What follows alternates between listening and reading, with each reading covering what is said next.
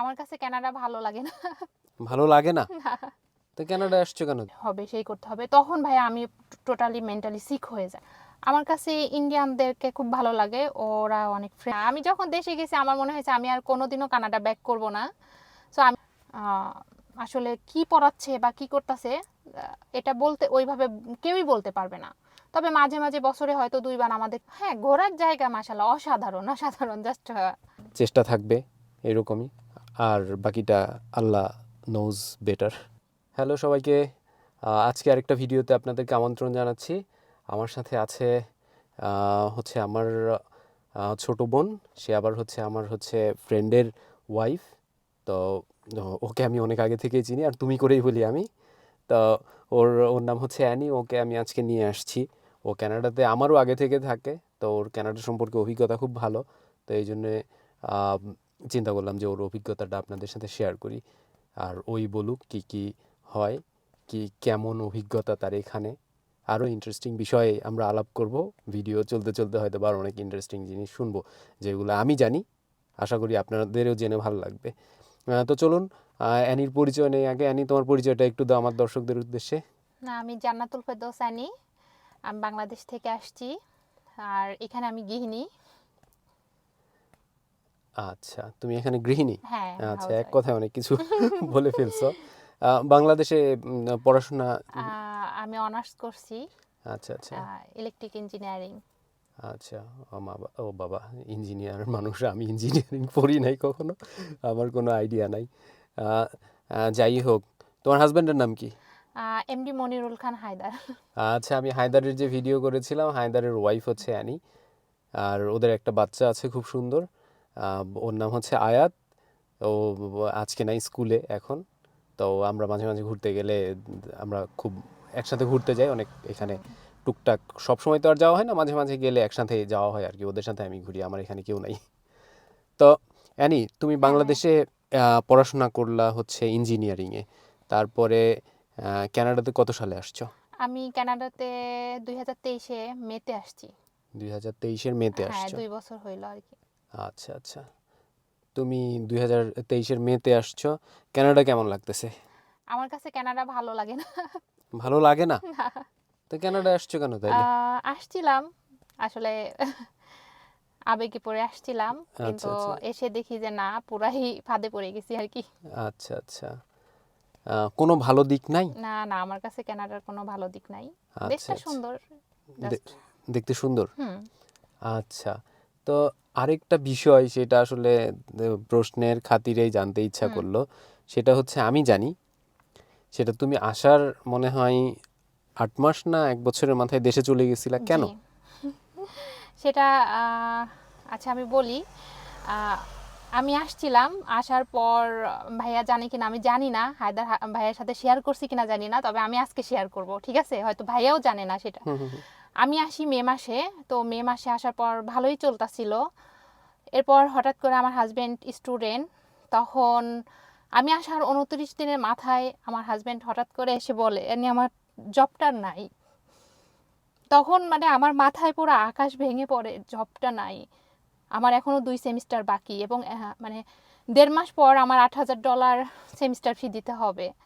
এখন আমরা কি করব? আমাদের কাছে মানে একটা স্কুটার ছিল, বাট জব ছিল না।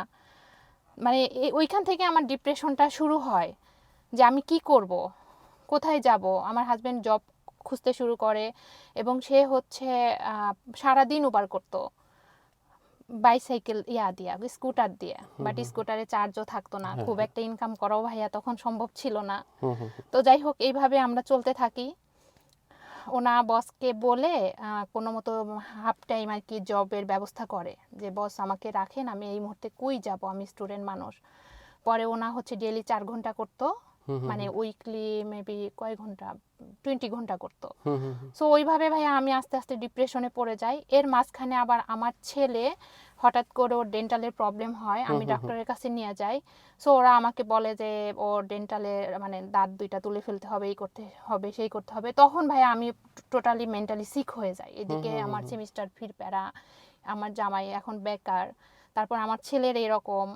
সো ওইভাবে তখন আমি আর নিতে পারি না, আমি মেন্টালি খুব সিক হয়ে যাই, তখন আমি বলি আমি আর এখানে থাকবো না, আমি বাংলাদেশ চলে যাব। সো আমি কোনোভাবেই ওটা নিতে পারতেছিলাম না আর কি। আচ্ছা আচ্ছা।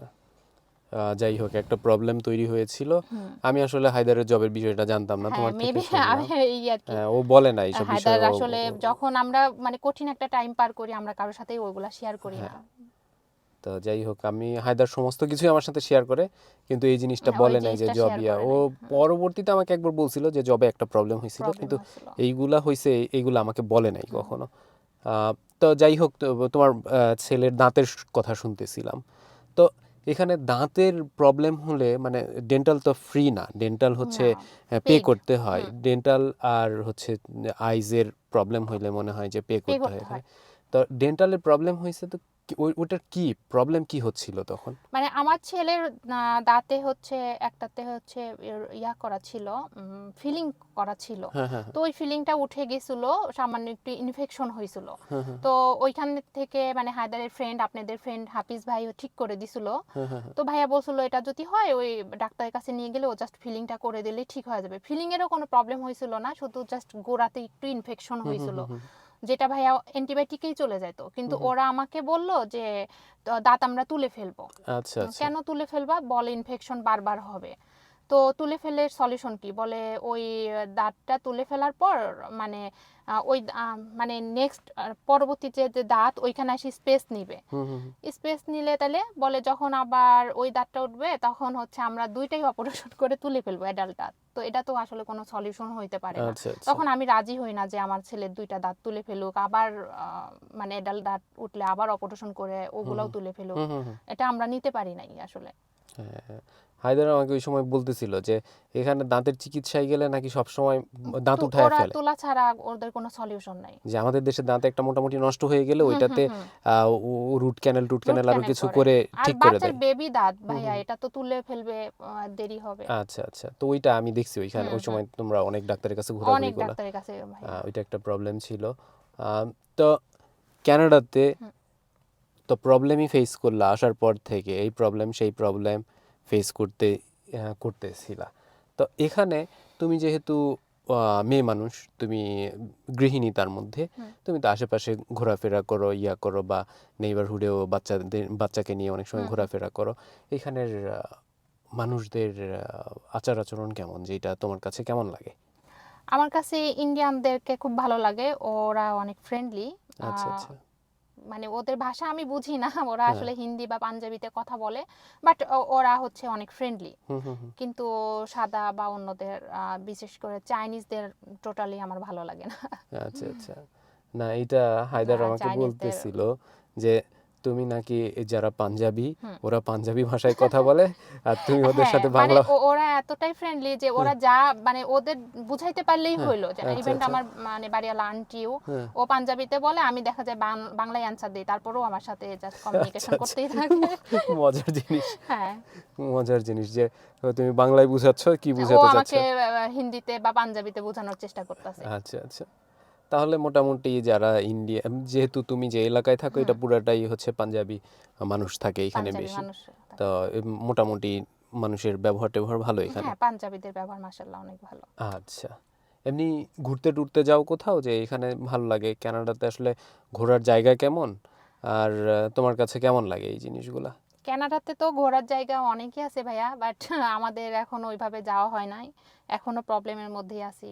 মানে আসলে এখানকার লাইফটাই এমন হুম হুম হুম যে মানে ঘন্টা ওয়াইজ আমরা আসলে ইয়া করি, যে 1 ঘন্টা লস মানে হয়তো আমার 1 ঘন্টা টাকা লস। হুম হুম সো হুম। ওইভাবে আসলে আমরা ফ্যামিলি ঘুরতে যাই না, যাই যখন ঈদ বা কোনো অকেশন হয়, তখন তো আপনি হুম হুম থাকেন, হুম হুম। ভাইয়ারা থাকে, তখন যাওয়া হয় আর কি। আচ্ছা আচ্ছা। তো তুম হায়দার আগে আহ, আসছে, জব করতো, হুম একটা স্কুটার ছিল, তারপরে এই তো এখন তোমাদের গাড়ি আছে, হুম তোমরা আগের চাইতে বেটার, হুম। আমি আগের জানি থেকে বেটার। আগের থেকে বেটার। তো উম, আশা করি যে আরো বেটার হবে, আরো ইনশাআল্লাহ। বেটার হুম। হচ্ছে। ঠিক আছে। তো এটা কি কতটা পজিটিভলি তুমি দেখতেছো এটাকে? আহ, আমি আমি মানে মন থেকে বিশ্বাস করি ইনশাল্লাহ পজিটিভ হবে, হুম বাট এখন যে অবস্থা ইমিগ্রেশনের, হুম। এতে আবার ভরসাও পাই না। আচ্ছা সব আচ্ছা মিলায় একটা মানে এই তো আচ্ছা, এইটা হচ্ছে চেষ্টা চালায়ে চেষ্টা যেতে হবে। চালায় যেতে হবে। হ্যাঁ। এটা হচ্ছে অনেক কিছু আমাদের হাতে নাই। হুম তার মধ্যে আসলে যেহেতু আমরা ধর্মে বিশ্বাসী মানুষ, হুম হুম। সৃষ্টিকর্তার তো তো একটা ইয়া আমি এটা থাকেনি। বিশ্বাস করি যে আল্লাহ হয়তো ভালোর জন্যই হ্যাঁ কিছু করবে, এই আর কি। হ্যাঁ, বেটার প্ল্যানার উপরে বসে আছেন। হুম তো আমরা আসলে শুধু চেষ্টাই করে যেতে পারবো, আমাদের ওই রকম করার কিছু নাই। হুম। তো কানাডাতে তুমি বিভিন্ন ধরনের প্রবলেম ফেস করলা, ইয়া করলা, তারপরে দেশে গেলা, দেশে থেকে আবার কবে ব্যাক করলা কানাডাতে? আমি দেশে 7 মাস ছিলাম, হ্যাঁ। এরপর আসছি অক্টোবরে আসছি। আচ্ছা আচ্ছা, অক্টোবরে চলে আসছো। 9 মাস চলতেছে। ও, অক্টোবরে এসে আবার 9 মাস নয় হয়ে মাস গেছে। হ্যাঁ। এখন সেকেন্ড ইনিংস কেমন লাগতেছে? এখন থাকতে বাধ্য, আসলে হাজবেন্ড এখানে, আমি ওইখানে, সব মিলা হুম। হইলো না, পরে চলে আসছি আর কি। আচ্ছা আচ্ছা, দূরত্ব তৈরি হলেই দূরত্ব বোঝা তৈরি যায় হলে বা ভালোবাসা কতটুকু। ভালোবাসা, হ্যাঁ। আচ্ছা, তুমি যখন দেশে গেছো তখন মনে হয়েছে যে না, কষ্ট ছিল? না, আমি যখন দেশে গেছি আমার মনে হয়েছে আমি আর কোনোদিনও কানাডা ব্যাক করব না। সো আমি আরেকটা জিনিস শেয়ার করি, আমার বাচ্চা যখন আমি ফার্স্ট টাইমে আসি ভাইয়া, হ্যাঁ হ্যাঁ তখন আমাদের ওই যে চাকরি ছিল না হ্যাঁ হায়দারের, তো আমার আয়াতকে আমি খেলাইতে মাঝে মাঝে ডাউন টাউনে নিয়ে যেতাম, হ্যাঁ হ্যাঁ কারণ তখন ছুটি ছিল ওর 2 মাস সামার ব্রেক ছিল। হুম হুম তো আমার ছেলে আমার কাছে একটা জ্যাগো জুস চাইছিল, যে আম্মু আমি ওই জুসটা খেতে চাই। হুম তো ওই জুসটার দাম ছিল $8, হুম হুম বাট আমার দেওয়ার কোনো সামর্থ্য ছিল না জুসটা কিনে দেওয়ার, কারণ আমরা অনেক প্রবলেমের মধ্যে ছিলাম, মানে আমাদের ভাত খাওয়াটাই একটা বিলাসিতা ছিল ওই রকম। হ্যাঁ। তো আমার ছেলেকে আমি পুরো 2.5 মাস ওয়েট করাইছি, বাবা তোমাকে আমি জুসটা কিনে দিব, তোমার বাবার সেমিস্টার ফিটা দেওয়া হলে আমি তোমাকে জুসটা কিনে দিব। তো আমার ছেলে আলহামদুলিল্লাহ অনেক ছোট ছিল, তখনও 6.5 বা 7 বছর ছিল, ও কিন্তু মাইনে নিছে। কিন্তু যখন আমরা স্টেশন থেকে নামতাম, জাস্ট স্টেশনের পাশেই জুসটার দোকান ছিল, এবং আমার ছেলে বলতো আম্মু যখন বাবার টাকা হবে তখন বাবা আমাকে জুসটা কিনে দিবে। তখন আমার এত কষ্ট লাগতো, মনে হয়তো ওরা যদি আমাকে বলতো যে অ্যানি তুই আমাদের বাথরুমটা পরিষ্কার করে দে, তোর ছেলেরে আমি একটা জুস দিব, আমি হয়তো ভাইয়া তাই করতাম। হ্যাঁ পরে হ্যাঁ বাট পরে 2.5 মাস পর যেদিন হায়দার ওর সেমিস্টার ফি ক্লিয়ার করলো, তখন ও আসে আমারে বলতেছে অ্যানি আজকে আমি আয়াতকে জুস কিনে দিব। তো আমি বলতেছি তুমি টাকা পাবা কই? বলে আজকে ক্রেডিট কার্ড থেকে হলেও আমার ছেলেকে জুসটা কিনে দিব। ভাইয়া এখানকার জীবনটা সত্যিই অনেক কঠিন। হুম হুম হ্যাঁ, আসলে এই জিনিসটা আমরা তো দেখি যে কতটা, বিশেষ করে টাকা ইনকাম না করতে পারলে এখানে চলা খুবই টাফ। খুবই কঠিন। আর মানে আর্নিং কারো যদি লিমিটেড হয়, সেই ক্ষেত্রে চলাটা আসলে খুবই টাফ। খুবই টাফ। যাই হোক, আগের থেকে অবস্থা ইমপ্রুভ হচ্ছে, আস্তে আস্তে আরও ইনশাল্লাহ। ইমপ্রুভ হবে। আর বাচ্চাদের আরও যেই চাহিদা, আমি তো দেখি এখন চাহিদা সব কিছুই পূরণ করো, এইটা ওইটা সেইটা, এখন এটা দিতে পারি তোমাদের। হ্যাঁ ইনশাল্লাহ, এখন হ্যাঁ, কষ্ট করে এইটাই। ওর বাবা। আর এখানে আসার পরে প্রাইমারি অবস্থায় সবারই আসলে অনেক স্ট্রাগল অনেক করতে হয়। স্ট্রাগল করতে হয়। যারা রাস্তাঘাট প্রথম অবস্থায় এসে জানে না যে কি করতে হবে, কিভাবে টাকা ইনকাম করতে হবে, না করতে হবে। যেমন আমি বলি আমার জিনিসটা, আমি আসার পরে আমাকে আর্নিং নিয়ে অত চিন্তা করতে হয় না, কারণ হায়দার জানতো যে কিভাবে আর্ন কিভাবে করতে আর্ন হয়। করতে হবে। আর হায়দার আমাকে ওই ইয়াগুলা দিছে, তুই এইটা করবি, ওইটা করবি, ওইটা সেটা করলে করবি, এটা সলিউশন হয়ে তাহলে যাবে। তুই সহজে ইনকাম করতে পারবি। রাইট। তো ওইটা নিয়ে আমি আসলে অতটা প্রবলেম ফেস করি না, যেটা হায়দার ফেস করেছে। তো আহ, খুবই ভালো আলোচনা। এখন আর একটু জিনিস আমার আসলে জানার খুব ইচ্ছা, জি ভাই। যে যতটুকু আলাপ করলাম, তোমার এইখানে ভালো লাগে না, তারপরে তুমি দেশে গেছিলা, ওখানে থাকার ইচ্ছা ছিল, কিন্তু পরবর্তীতে আসলে কিছু উম, কিছু টেকনিক্যাল কারণে এখানে আসা লাগলো, আশা লাগলো। যেটা আমি জানি। পরবর্তীতে আমরা হয়তো বা চাইলে আলাপ করব আরও পরে। আপাতত এতটুকুই শুনে রাখেন। তো এই অনেক কিছু, সব কিছু হয়ে যাচ্ছে। এখানে তোমার ছেলে স্কুলে যায়, জি। স্কুল কেমন এখানের?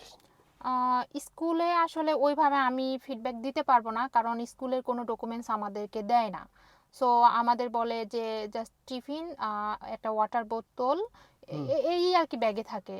আর একটা হচ্ছে প্ল্যানার থাকে, প্ল্যানারে জাস্ট সিগনেচার করে দিতে হয়। আর আচ্ছা আচ্ছা। প্ল্যানারে ম্যাম সিগনেচার করে, ওখানে লেখা থাকে যে 20 মিনিট করে বাসায় পড়াতে।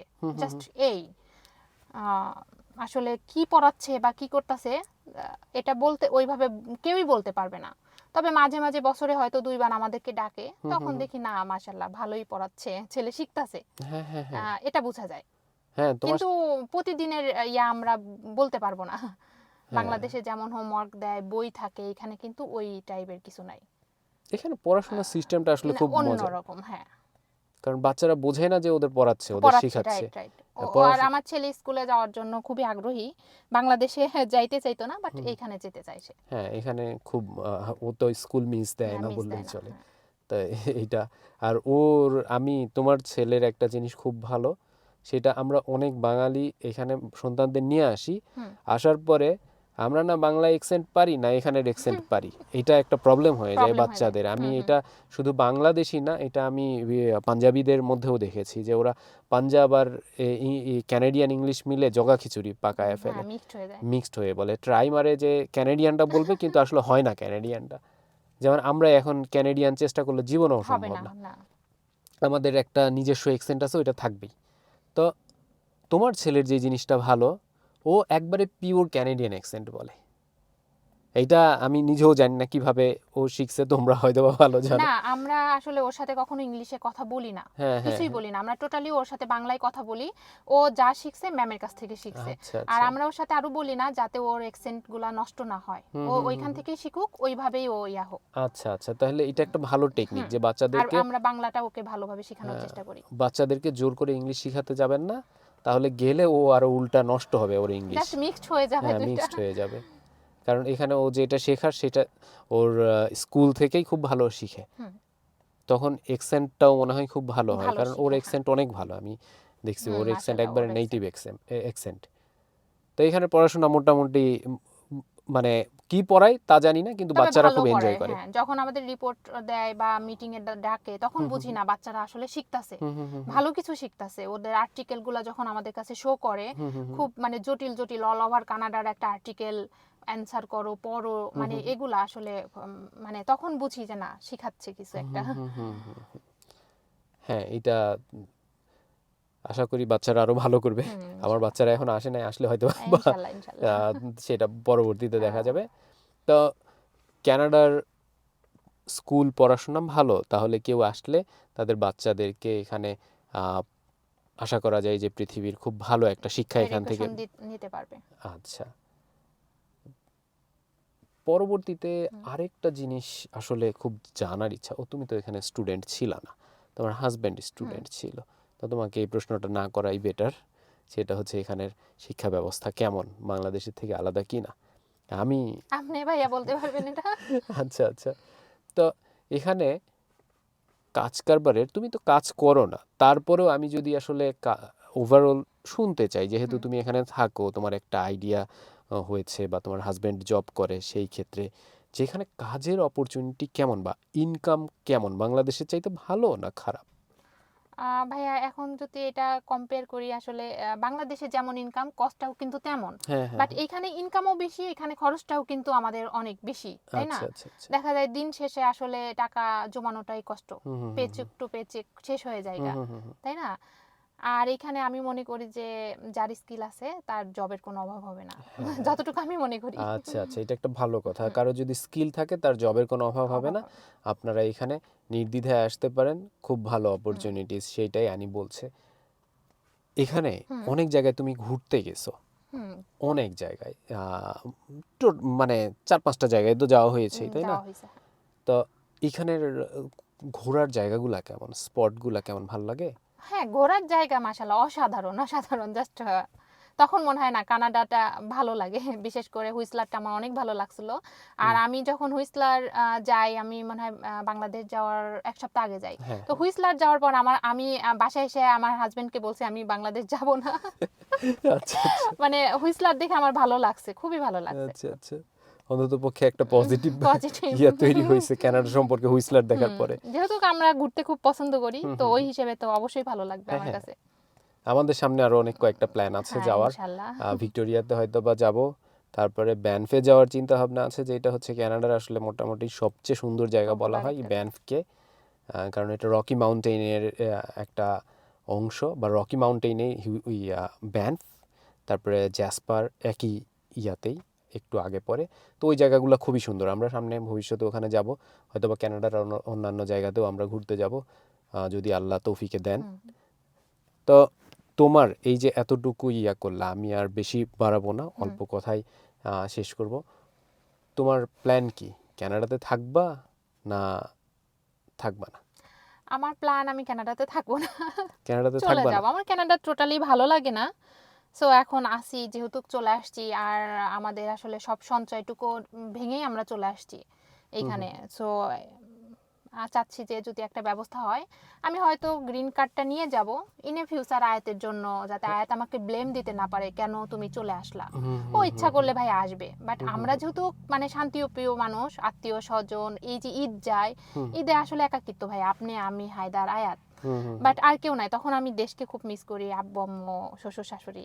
সো ওই হিসেবে আমি চলেই যাব, আমি থাকবো না এখানে। আচ্ছা আচ্ছা। যাই হোক, আমাদের সবারই ইচ্ছা, কারণ আমাদের যেই দেশের প্রতি একটা টান, হ্যাঁ। যে একটা স্মৃতি, এই স্মৃতিগুলা আসলে মানুষ বসবাস করে এই স্মৃতির মধ্যে, যে আমার এই রকম লাইফ ছিল, আমি এইরকম ফ্যামিলির সাথে সময় কাটাতাম। তো এই জিনিসগুলো আমরা আরে যেহেতু ভাই, এখানে থাকতে হলে ফিলিংসটা আসলে বিক্রি করে থাকতে হবে।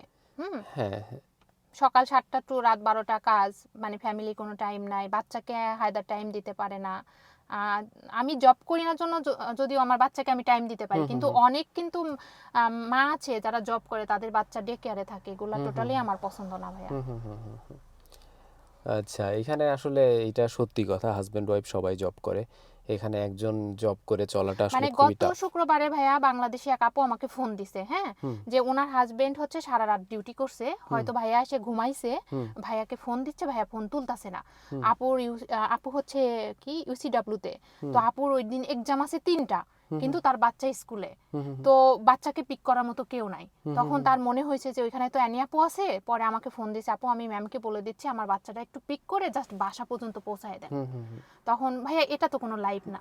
হ্যাঁ হ্যাঁ, না এটা তুমি ওখানে ছিলা আমি জন্য সে ওখানে হেল্প, ছিলাম জন্য, না হলে তার বাচ্চাকে কে পিক তার করতো? বাচ্চাকে কে পিক করতে, আর কেউ পিক করতে না গেলে তোমার স্কুল না, থেকে দেয় স্কুল না। থেকে দিবে না, আবার এরকম 2 থেকে 4 দিন হলে স্কুল বাচ্চাকে আটকায় দিবে, এখানে তো অনেক প্রবলেম আছে হ্যাঁ, ভাইয়া। ও স্কুল বাচ্চাকে আটকায় বাচ্চাকে দেয় আটকায় যে দিবে, তারা কেয়ার ওরা নিচ্ছে না। সোশ্যালে দিয়ে দিবে, বলবে যে বাচ্চাকে কেয়ার করে না, তখন আবার কেস টেস করে 2 4 5 বছরের একটা মানে ঝামেলা ইয়া করে বাচ্চাকে ব্যাক পাইতে আচ্ছা হয়। আচ্ছা আচ্ছা, সেটা আবার আর আমাদের বাংলাদেশ হলে কিন্তু স্কুল আসে ঘরে দিয়ে যাইতো, যে প্রবলেম হইতেই পারে। আচ্ছা আচ্ছা, যাই হোক, এটা নতুন একটা জিনিস এখানে, এরকম আলাদা দেশের আলাদা সিস্টেম থাকে। সিস্টেম থাকে, হ্যাঁ। তো এখানে বাচ্চাদেরকে আসলে ওরা দেখে যে বাবা মা কেয়ার করে কিনা, কেয়ার যদি ঠিকঠাক মতো না করে ওরা পরে হচ্ছে বাচ্চাকে সোশ্যাল আটকায় দিয়ে সিকিউরিটির যায়। আন্ডারে নিয়ে দিয়ে যায়, যায়। তখন বাচ্চা আর বাবা মার কাছে রাখে না, কারণ বাবা মা অলরেডি কেয়ার নিচ্ছে না বাচ্চার। তো এরকম অনেক প্রবলেম আছে, প্রবলেমের পাশাপাশি আসলে ভালো দিকও আছে এখানে। এখন আপনার প্রবলেম আর ভালো দিক ব্যালেন্স করেই চলতে হয়, যেটা আসলে অ্যানি অনেক ফ্রাস্ট্রেশনের মধ্যে আছে, মানে ছিল, এখন আস্তে আস্তে ইমপ্রুভ হচ্ছে, আশা করি যে সামনে আরও ইমপ্রুভ হবে। আমরা এখানেই থাকবো, আমরা আমরা হয়তোবা এই দেশটাতেই হয়তোবা ভালোভাবে সবাই মিলে চলার একটা চেষ্টা থাকবে, এরকমই।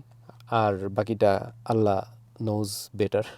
তো ওইটা আমরা, উপরে ভালো প্ল্যানার বসে আছেন, উনি যেভাবে প্ল্যান করবেন সেভাবেই করতে হবে। তো অ্যানি আসলে অনেক তিক্ত অনেক অভিজ্ঞতা শেয়ার করলো আমাদের সাথে, সাথে সাথে ভালো কিছু শেয়ার করেছে, পজিটিভ নেগেটিভ মিলেই অ্যানির ইন্টারভিউ এটা ছিল। ভবিষ্যতে হয়তো বা অ্যানির আমি আরও অন্য বিষয় নিয়ে, অ্যানির আবার হচ্ছে ওর ফেসবুক একটা পেজ আছে, সেই পেজের লিঙ্ক হয়তো বা আমার ইউটিউব চ্যানেলের নিচে দিয়ে দিব, আপনারা দেখতে পারেন। তো ওইখানে ও প্রত্যেকদিন কি করে না করে ওইগুলো শেয়ার করে, খুবই ভালো একটা জিনিস। ওর ফলোয়ারও বেশ ভালো আছে। কতগুলো ফলোয়ার তোমার? এখন 22,000 আছে। 22,000 ফলোয়ার না? ওই তো আমি বাচ্চা নিয়ে আর কি আয়াতের স্কুল এটা এইগুলাই শেয়ার আচ্ছা করি। আচ্ছা, আপনারা ওইটা চেক করে দেখতে পারেন। আর কোনো প্রশ্ন থাকলে অ্যানির পেজেও গিয়ে অ্যানিকে জিজ্ঞাসা করতে পারেন। আর অ্যানিকে অনেকে এখানে প্রশ্ন জিজ্ঞাসা করে বিভিন্ন সমস্যার সমাধান পাওয়ার জন্য, যেটা আমি দেখি। তা ও ওর সাধ্যমতো চেষ্টা করে বিভিন্ন জনকে সমাধান দেওয়ার জন্য। তো আপনাদেরও যদি কোনো প্রশ্ন থাকে আপনারা অ্যানিকে জিজ্ঞাসা করবেন। আর আজকে এই পর্যন্তই, ভবিষ্যতে আবার কোনো একটা বিষয় নিয়ে হয়তো অ্যানির সাথে আলাপ করব, তখন আপনাদের সাথে আবার দেখা হবে। আমার পক্ষ থেকে আর অ্যানির পক্ষ থেকে বিদায়, আল্লাহ থ্যাংক হাফেজ, সবাই ইউ। ভালো থাকবেন।